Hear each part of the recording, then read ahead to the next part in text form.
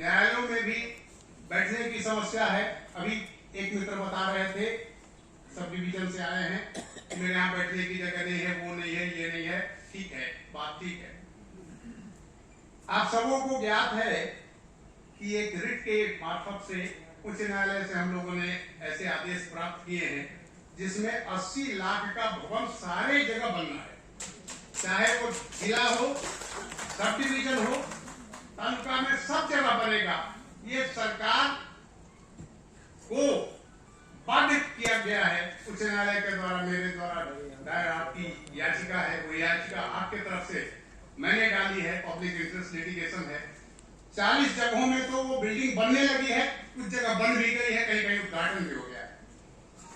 समस्याएं बढ़ी हैं, वकीलों की संख्या बढ़ी है, तो समस्याएं तो बढ़ी हैं। बैठने की जगह पहले कम थी तो किसी तरह चलता था। मैंने तो कहा उच्च न्यायालय के चीफ जस्टिस को कि भाई ये अमृत महोत्सव हम मना रहे हैं, 75वां साल देश का। कैसा अमृत महोत्सव? जिन वकीलों ने आजादी दिलाई भारत को, महात्मा गांधी, राजेंद्र बाबू, सरदार वल्लभ भाई पटेल से लेकर चौधरी चरण सिंह तक, बिहार के श्री बाबू तक, ये सारे के सारे अधिवक्ता थे। उसके बावजूद आज का अधिवक्ता बंबू लैडर, प्लास्टिक कवर या बनियान ट्री, पीपल ट्री के नीचे बैठ रहा है, ये क्या है? उसका संज्ञान लिया गया, उसके निराकरण में बातें आगे बढ़ गई। एमेंडमेंट का जो अधिकार है, आप आए एडवोकेट्स एक्ट के तहत, बार काउंसिल ऑफ इंडिया बना, आप सबों को शायद ज्ञात हो। ऐसी संस्थाएं जो एपेक्स बॉडी थी, जैसे मेडिकल काउंसिल ऑफ इंडिया था, उसको समाप्त कर दिया गया। अब वहां क्या होगा? एम्बुड्समैन होंगे, बाहर के लोग होंगे, दूसरे लोग उनका चलाएंगे। आपकी संस्था आपके भाई के द्वारा चलाई जाती है। आपको सम्मान की, आपके गरिमा की, आपके प्रगति की, आपके संकटों को दूर करने के लिए हम सब प्रतिबद्ध हैं। और ये हमारा सौभाग्य है कि केंद्र सरकार तक आवाज उठाने के लिए आपके माननीय प्रतिनिधि बार काउंसिल ऑफ इंडिया के चेयरमैन है, जो सतत प्रयत्नशील है। सवाल कहीं कहीं से उठा, जो मुझे प्राप्त हुआ, प्रतिनिधियों को बोलने का अवसर दिया जाएगा। ये जनतंत्र है, सबको अपनी वाणी स्वतंत्रता से जाहिर करने का अधिकार है। मित्रों, अमेंडमेंट हो गए, फिर आप हमको बुलाएं। मैं बहुत विनम्रता से आपको कहना चाहता हूं, अमेंडमेंट करना अधिकार बार काउंसिल को था। रूल अमेंड बार काउंसिल ही करेगा।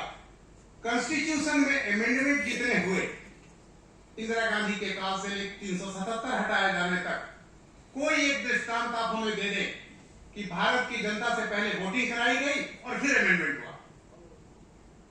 अमेंडमेंट जिसका अधिकार है वो अमेंडमेंट करता है। आपको हमने बुलाया, ससम्मान बुलाया, आपका पुनः आदर करते हैं, पुनः आप सबका अभिनंदन करते हैं। उसमें जितने प्रावधान आए हैं वो सब लाभकारी प्रावधान है, वकीलों के हित में आगे जाने वाले प्रावधान हैं।